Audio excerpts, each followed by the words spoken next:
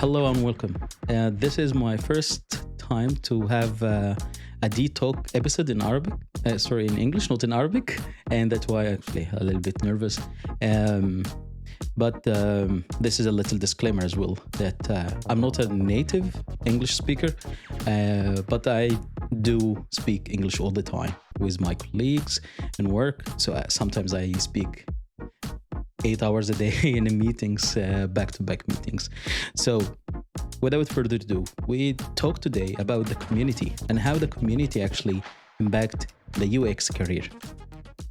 It's very important to know that not only the career based on skills, but also on the community, on others who've been around you all the time.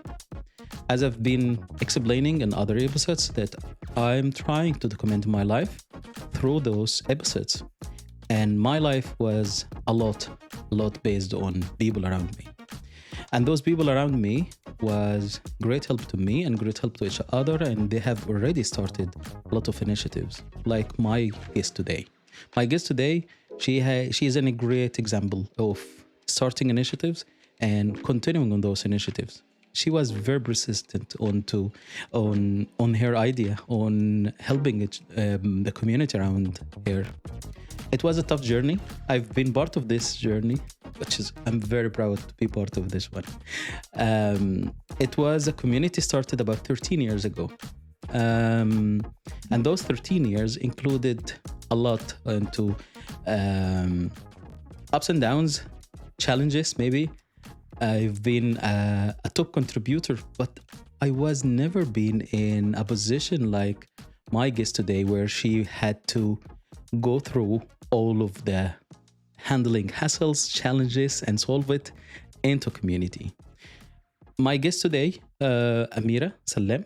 Amira Salam is a UX lead in Thomson Reuters, and we've been friends, colleagues for over 16 years now. I'm so proud of this. I will go now and break. Don't go anywhere. And don't forget to like, share, and subscribe to the channel.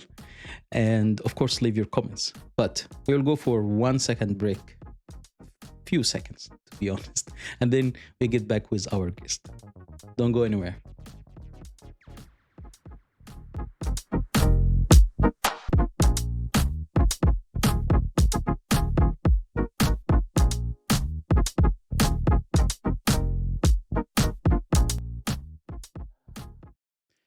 Amira, how are you doing?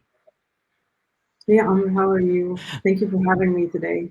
No, thank you. Thank you very much for having you today. And thank you very much for your time. You dedicated the time. You're a mom, you're a moderator, you're a UX lead, you're a lot of things. And you also dedicated time, like every time you dedicate time for the community, young designers. I'm really proud and amazed about the power and the energy that you have towards the community. So thank you. Thank you very much for being here. Appreciate your kind words. Thank you so much. I appreciate it.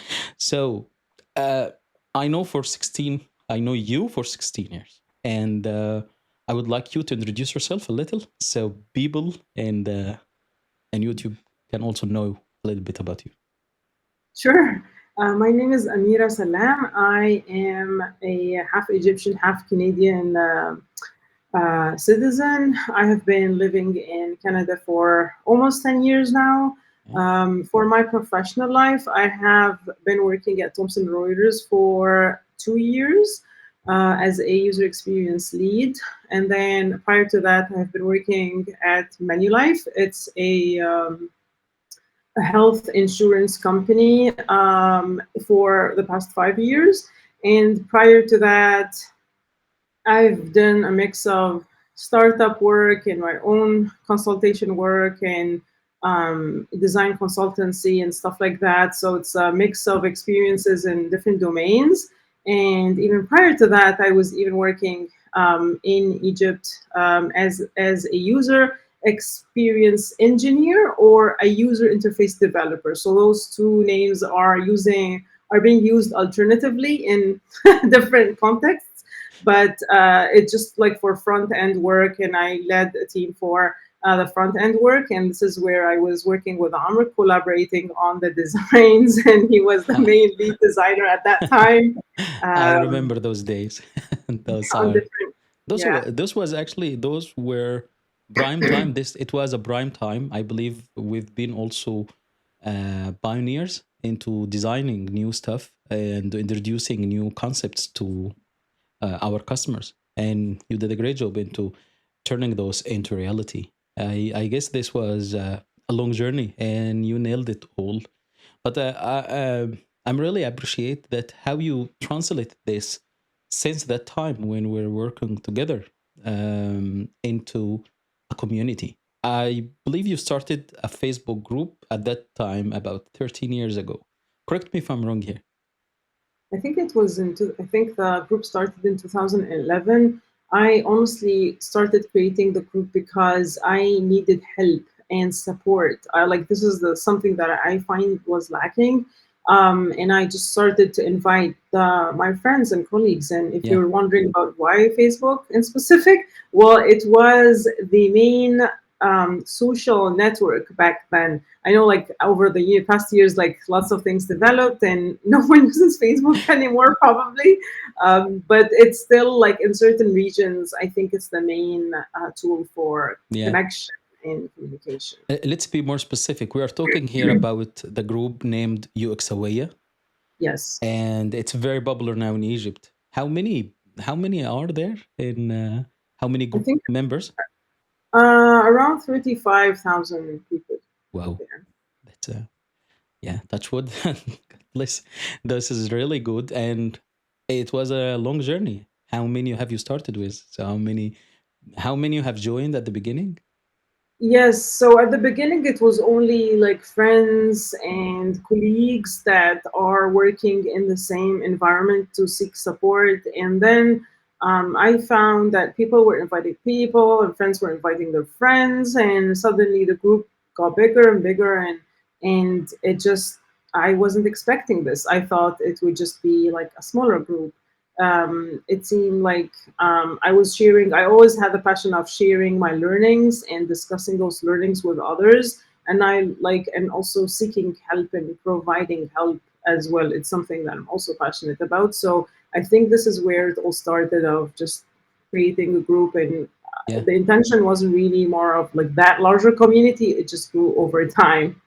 But I guess it worked as charm at that time, and I believe still people who have joined this since that time already there, and most of those guys are now professionals in different areas in the world. Yes, yes, that's correct. I'm blessed with very good supportive colleagues and friends that has been following the group, supporting the group, sharing their expertise, and trying to support and provide feedback to people. Like I think community is one of the things in general that has so many good impact and effect, that just helping one another.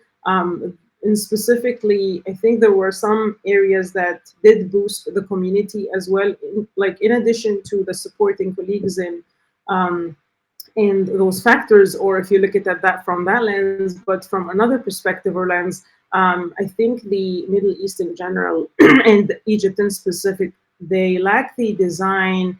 Um, we like the design education aspect of it. There are Yeah. no official universities or degrees that provide you with this UX certification.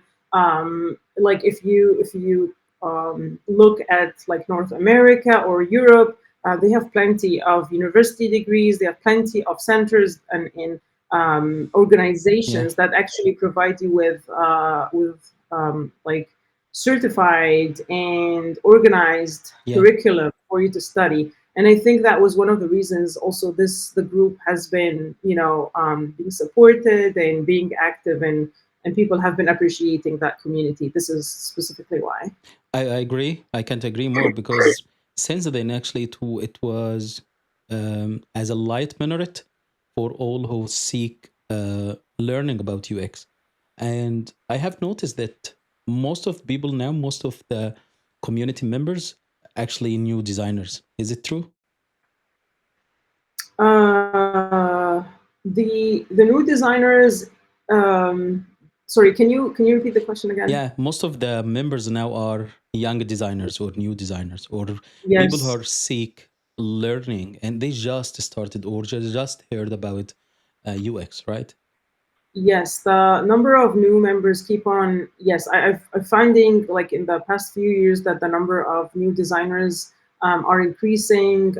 They are looking for guidance, support, mentorship, roadmap, where to Yeah, start. They come from different parts of Egypt, so it's not only Cairo, the capital. There are other like rural areas or other cities that. That design is unconventional for them, yeah, and they just found it online and they're passionate about it and they just need guidance. So it has been very interesting yeah. to see the people, yeah, see the type of audience And in that there. makes me ask, what is the secret sauce? What is the strategy that helped you to keep the growth of the community? That is a big question. Okay, so over the years, honestly, there has been ups and downs.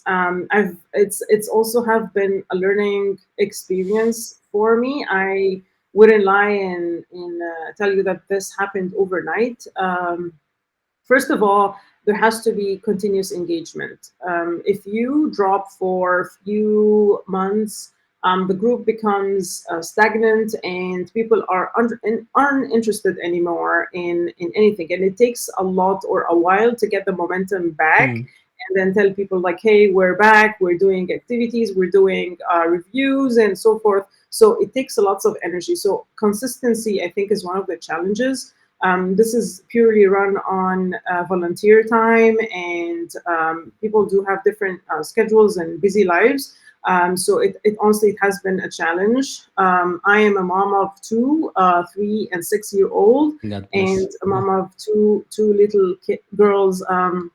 The schedule can be very, very challenging in addition to work. I see. The other factor, I think, in terms of the secret sauce, as you call it, is being a passionate and a good leader. So I'm a passionate leader, and at the same time, I have passion for leadership and management. And in the past few years, I have been trying to collaborate with peers and designers to get the group going. So it's not only a one-man show, it's basically a great team that has been working and they do have that passion too. Yeah. Hiring those people and making sure that those are the right people in those roles is also a learning curve and a challenge because some people just drop off, they're uninterested anymore. They have different commitments and Yeah. Yeah. yeah, so it does happen, and this is why, like, establishing a system, like moving forward, Yeah. establishing a system that can run on its own or with very few help actually goes along the way. So the Yes. process, as they call it in companies, like as Mm. long as you have a good process, I think it's a good recipe for good momentum and growth too. Yeah, having a sustainable system based on volunteers only. It requires a lot of discipline as well, and a good community like the one that we're talking about also need a lot of discipline. So the good culture inside there, I see people are loving, people are good at have good attitude, and I don't see a lot of issues like I see in other groups. How you actually made this good culture inside this community? Yes, so I actually dedicate time to approving members personally, not on like automatic approvals or automation. And while I can make mistakes and admit I can make mistakes at sometimes, but I do try to do my best into filtering out the people that truly belong to the design community, not because this is just a fancy group that they want to join. Yeah. I did have filtration questions for people to answer and continue also after approval. After the approval process happens, we continue to monitor like the behavior, the situations. It's unfortunate to say this, but sometimes the attitude and the way people are communicating together on a personal level is sometimes a bit can breach the community guidelines, and there can be lots of unfortunate situations in which people become rude, or they insult one another, or pick a fight with somebody. And it's just that the common, like, I wanted to ensure that this is a safe space, number one. Number two, it's a healthy environment and everyone feel that they've heard. And this is why also the rules have been evolving for the group. So we also learn that when situations happen, then we have to establish this rule to cover for the situation. And the final thing that I want to say about that again, this is not about certain somebody. This is about everybody. Everybody can post what they want at any time. We generally do not monitor the posts or post approvals. It's a shared responsibility, as I call it, and everyone is responsible for their own posts and published comments as well. Other groups tend to monitor and micromanage every single post, which is not ideal, like in my opinion. But anyways, this is how I lead the group. And that's my vision, so that everyone has a shared responsibility to share whatever they want and get help when they need it. And I believe this is working already, because there is a line between that chaotic place and creative place. And this is that you made this place as a creative because those unwritten rules and community that helps each other, and also clean community, I can call it doesn't have all of those issues or hidden agendas, which is I really appreciate. And from here, actually, I can say that with my experience into the group, I really enjoy working with people, and working with the young designers, with group admin, that was you, and also all of the volunteers. Those were great help to me into some of my contributions during the years. And actually, this was the reason that I started this podcast. So thank to you and the community. It helped me to start this thing that I'm really proud of, the podcast.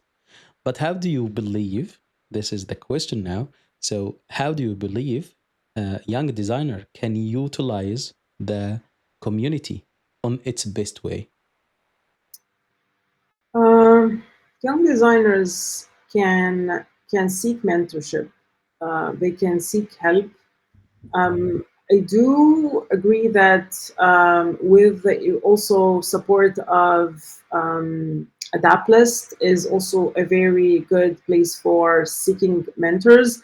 But the way the role, like the group plays a role in which it actually, you can find Arabic speaking mentors in the group, and then you can book separately with them. So it basically makes an introduction, or an indirect introduction, as I call it. So if you like somebody and he's been posting about something, and you want to book a session with them, I think I've been in situations in which people would introduce themselves and offer their help, and whether that they would book time on calendar, or on their own calendar, or on Adaptlist. So it's one of the ways. The other way is actually by, like, we do have certain initiatives on the group as well. We do have case study reviews going on.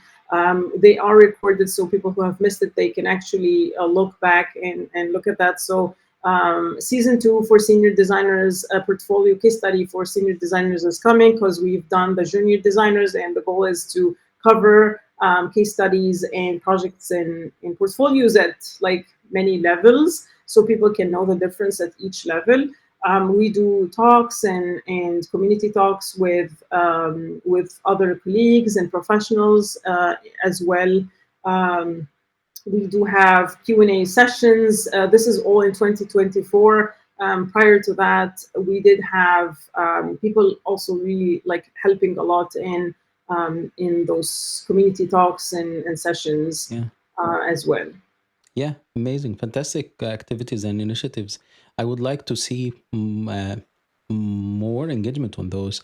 And engagement means actually people are passionate about UX.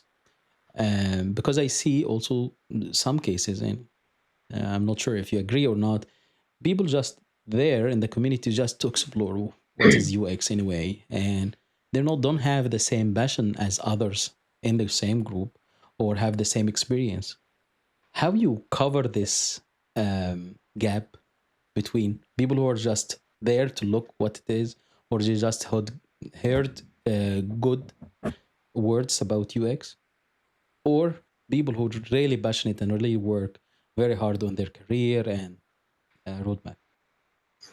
I think every person has a different.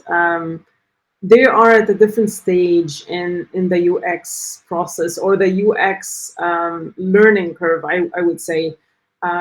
Generally, people. I'll explain a little bit more about this or clarify it a bit more. We have lots of questions coming in. People having an anxiety and coming in. Should I join UX or not? Is it something for me or not? Will I be wasting time or not? Will I be finding work in UX design or not? Does it make money or not? Can you Yeah, make really good money out of it or not? So those are the type of questions that keep yeah, on yeah. coming This is in the the group. And part of it, to be honest, is the lack of luxury. So, a lack of luxury means that you really have a very tight budget and a tight timeline, and you need to prove yourself really quickly. And I think this is where the anxiety comes from. mm, Instead of and it does, and I think I really, on a bigger picture, I do relate that to the financial state of Egypt, and there really yeah. people are looking for which way is getting me to the highest pay as quick as possible. Mm, So that's when, like, this is kind of the environmental effect of it, part of it that way.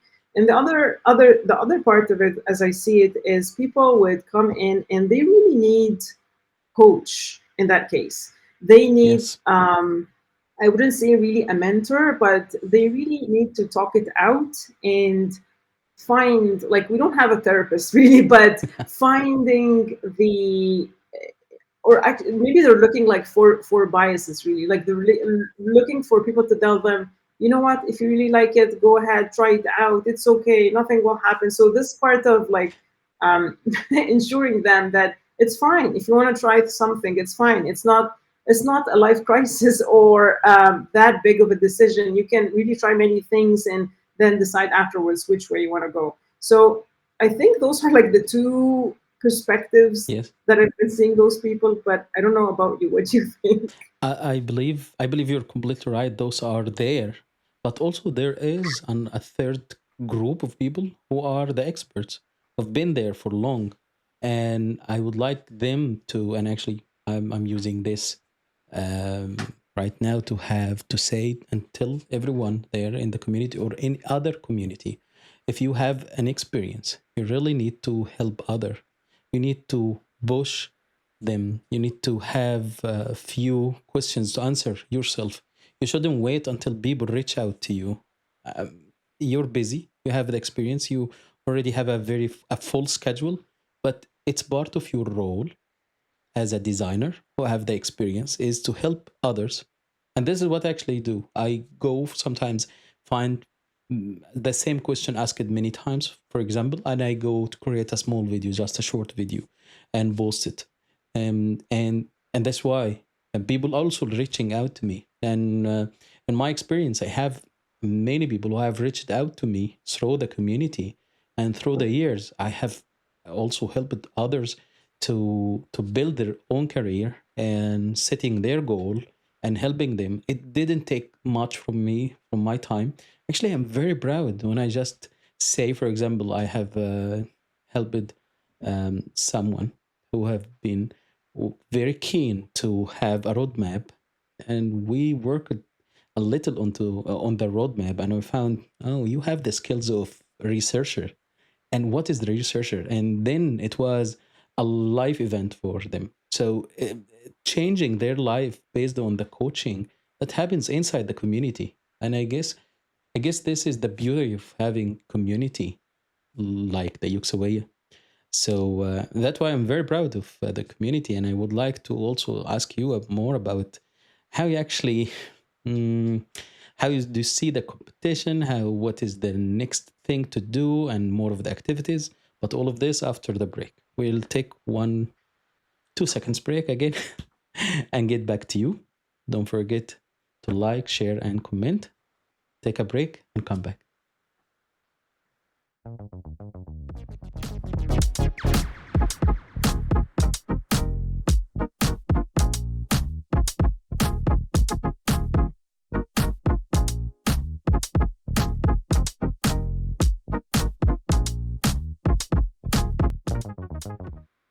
And we are here again with Amira. And as I mentioned a few seconds ago, don't forget, like, share, subscribe, and post your comments under this video. If you have any comments in general about the community, about how you utilize the community the best way, if you are a young designer, or even if you are expert but you don't actually participate enough, I would like to hear from you about your perspective and how do you see different communities around. And from there, I can take this as a question for you, Amira.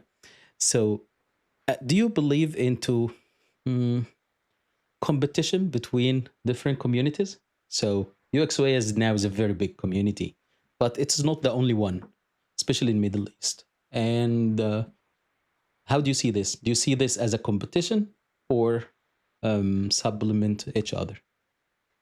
How many communities do you find in North America or in Canada or in the States? For some reason, the perception about having multiple communities is a threat. And it's actually, this perception is a lot of people are having it, not only in New York, so yeah, like in other places too. And the thing is, having control over people's time and being the only source of help and information is not actually a feasible framework for helping and encouragement and growth, unless I follow different people in different communities and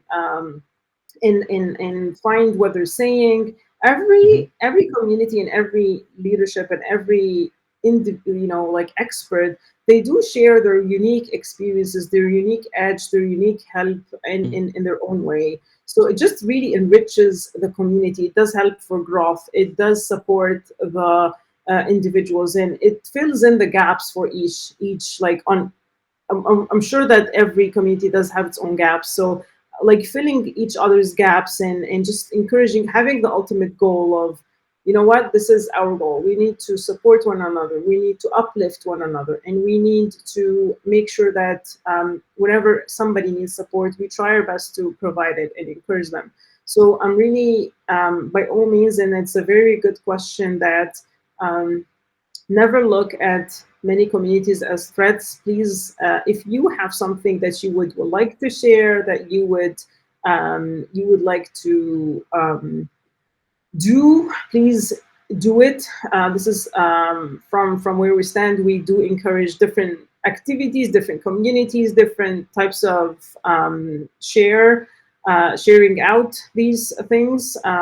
Instead of like, I think we're still lacking. Like, even though we do have different communities, we still lack, and we need all of us to do better. Yeah, I guess you're absolutely right again.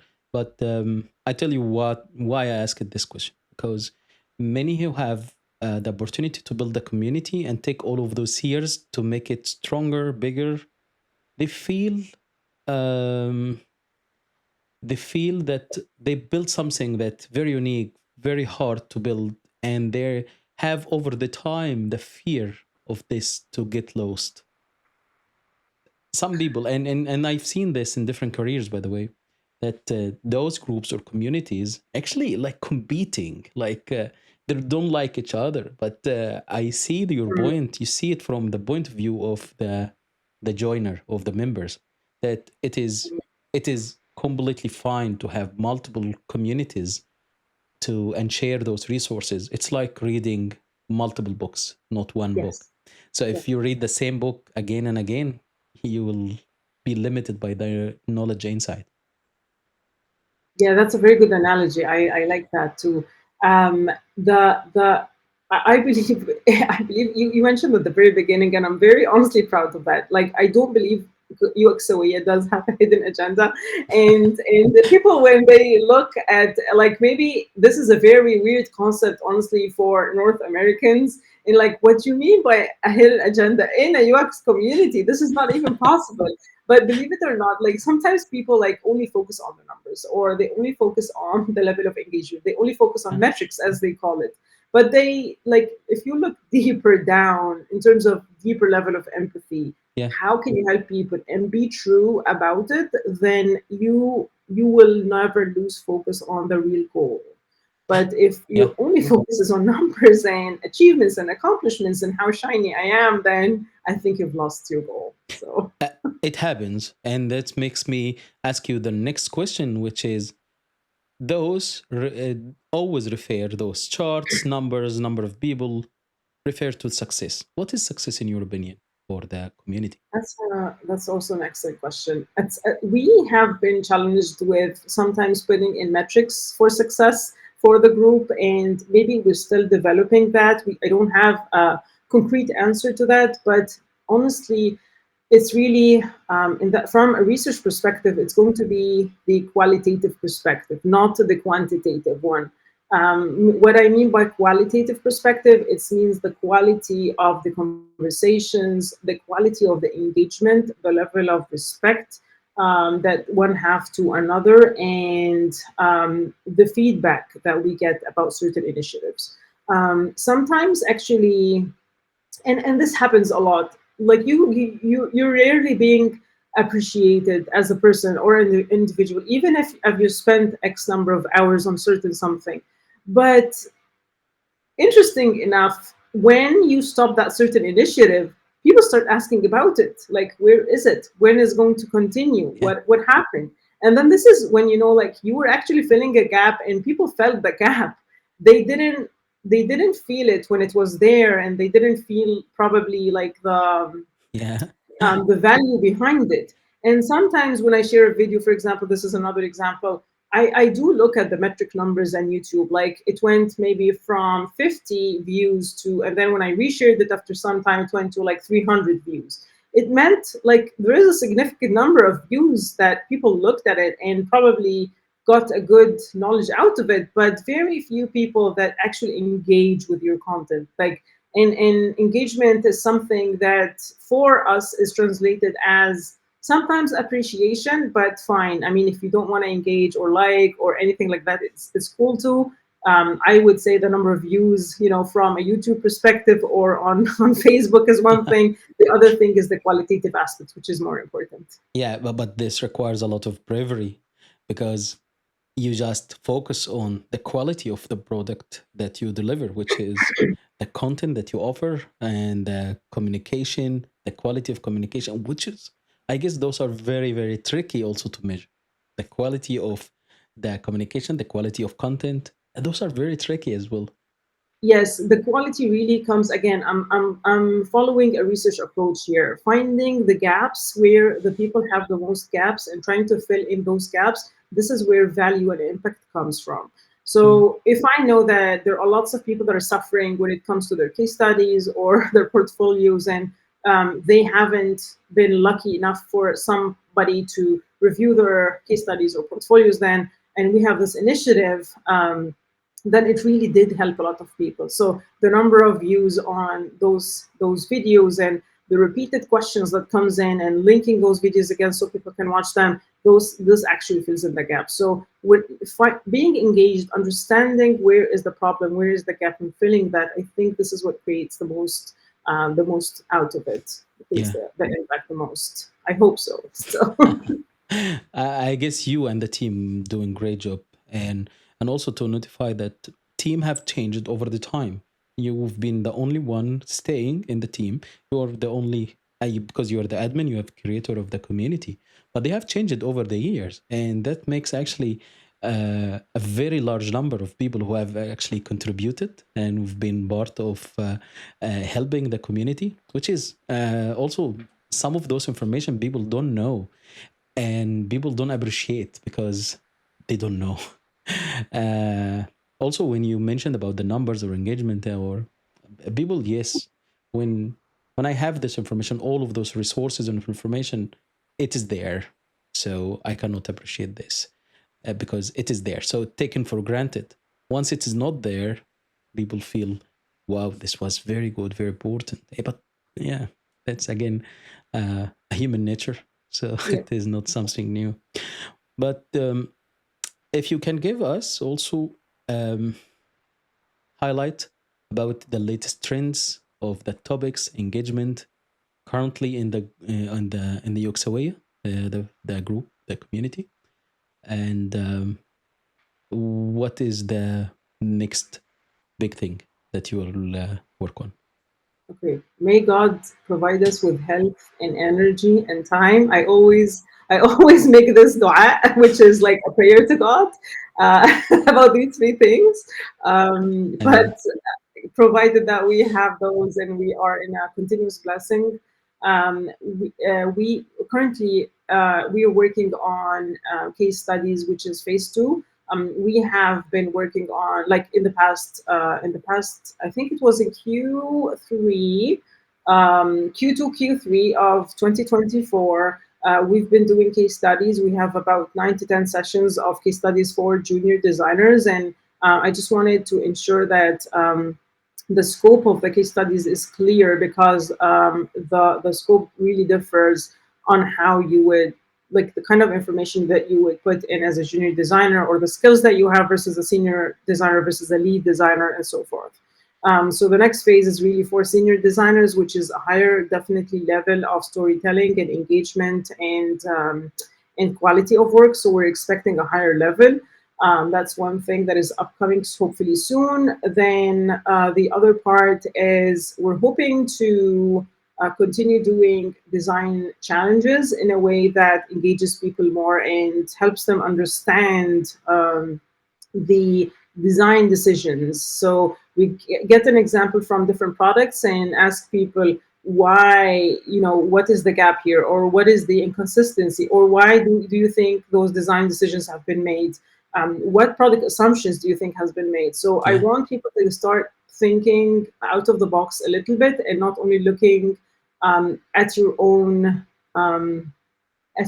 work. So if somebody from a developer background comes in, they will only think how the code works. And if somebody from design comes in, they will only yeah, think from a pixel perfect iconography standpoint. But if you really want to grow, then you need to look at things from different perspectives, like how business thinks and how product thinks and how yeah, design things. And this is really truly what makes a really experienced, good designer by definition. yeah, So hopefully this exercise would encourage people to think out of the box a little bit more. So yeah. those are, like, for now, for 2024. Which is great. And as usual, count me in. You know that I'm always interested. And I guess my channel always be another window for the UXawiyya. I've been part of UXawiyya and I would be always part of UXawiyya. And I'm glad to have this collaboration in the future. I can give you my word, and I know that you will not turn me down. Of course, Amr has been a very like, excellent supporter from day one. To be honest, he's been with us like, along this journey for all these years. It's, as I mentioned, it's not a one man show ever. Like, you have been really, like, the community has been benefiting a lot from your expertise Yeah. and your time that you spent, and even private meetings that you do. It's not only for show; it's really for the true, passion and drive to help people. But this is Thank just you the very goal much. of it. Thank you. This is so big and so kind from you. And maybe the last part of the of our episode is I'm celebrating women in tech, especially in Middle East, and you are a great example of this because women in tech in Egypt or in the Middle East are, uh, I call women in tech in Egypt are the salt of the earth. They are the base, and actually, I believe that we have over 50%, like 60%, almost 60% of the tech power actually are women, ladies who are excellent like you, a mother or creative and mother and creative, and also works day and night to deliver. And that's why I need to celebrate you and every other lady in the tech. So um, it wasn't easy, I believe, for you to work in Egypt, but also you've been a great example. So, what was the biggest challenge for you to work in tech in Middle East, and what is your advice for other ladies? Okay, this is a really, first of all, thank you so much. My experience really differs from other women in tech, and I've been hearing lots of stories as well. So I would feel like my experience is actually fortunate compared to others, because I've been in good school and I've been lucky to be hired in large organizations in Egypt that do respect respect equality and inclusivity and support that. But I find other women are being bullied. They have been threatened. They have been abused, and I call, like, there is also a type of mental abuse just because they are women in the workplace. And this is really comes when it comes to smaller startups and smaller companies, that they don't have much processes or much laws that can that can protect those individuals and the weak individuals, I would say.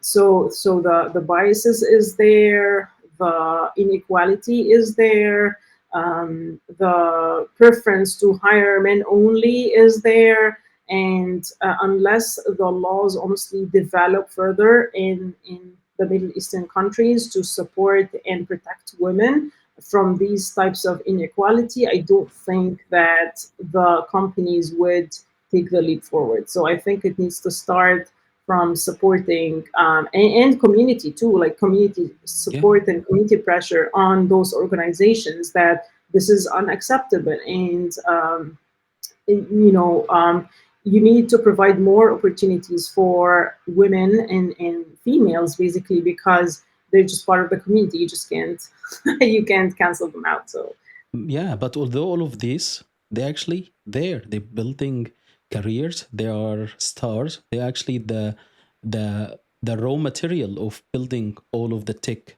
behind. They actually they behind the scene and they build all of this. So that's why it's amazing story to tell. So although all of those struggling and not telling stories, they are there and they're behind every success. And I see this also in the UXOA community, a lot of new members and new designers, and the good people are women and ladies. They are looking into their career, looking into how to be best in their what they're doing. So kudos to every new designer, lady designer in the community, and for ladies who work in tech in Egypt, actually. thank you, Amr. It means a lot for you as a support, and I'm hoping that people who would hear this episode, and if they have been having a colleague or a friend that has been abused or threatened, that they would still, reflect on that, try to support them, know that this is wrong, and you can say something about it, and it's not normal. So it's an ongoing challenge, and again, kudos to every ladies out there that are trying to do their best and trying Definitely. to follow their passion in UX design.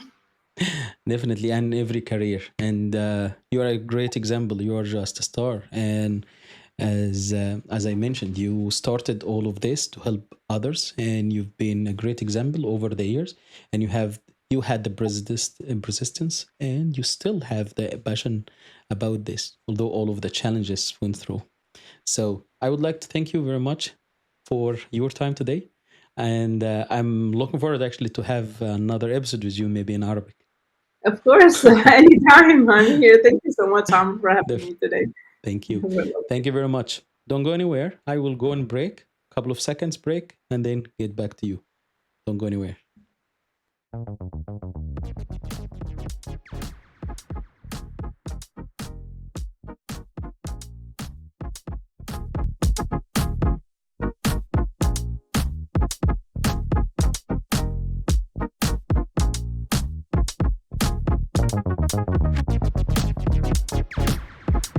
And here I am.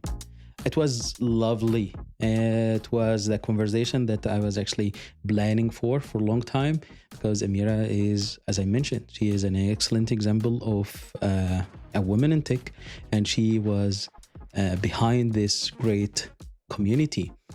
And this community has those unwritten guidelines that help everyone actually to focus on the quality of work, quality of their career, quality of the UX, and learning and teaching each other. This is the beauty of this community and all communities. And as I would quote from Amira's words, that how many communities are there? It is not okay to look how many are there, but just look how you utilize those, how you can look into those and build your career out of those.